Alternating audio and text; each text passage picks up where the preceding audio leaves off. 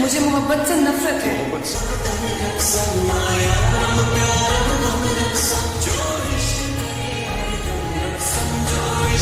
सज्जल अली अहद रज़ा मीर से दोबारा शादी करने वाली हैं। हाल ही में इन्होंने लाइव आकर सारी हकीकत बता दी।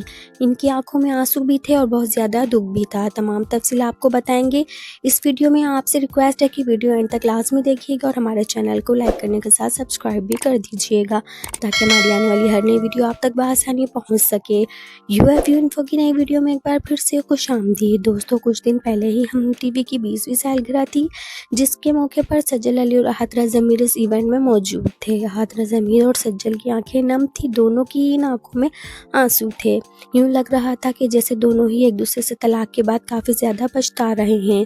फैंस बहुत ज़्यादा कमेंट सेक्शन में सज्जल अली से कह रहे थे कि आप प्लीज़ दोबारा अहद रज़ा मीर से पैचअप कर लें, यानी शादी कर लें, या फिर कोई तरीका देकर इनसे दोबारा सिला कर लें। जिस पर सज्जल अली ने फैंस से कहा कि किसी भी जोड़े के लिए तलाक लेना या अलहदा होना आसान फैसला नहीं होता और इससे इस बात का इकरार करती हूँ कि मुझे अहद रज़ा मीर से तलाक लेने के बाद काफ़ी ज़्यादा दुख भी है, लेकिन अब मेरे लिए किसी भी तरह मुमकिन नहीं कि मैं इनसे दोबारा शादी कर लूँ।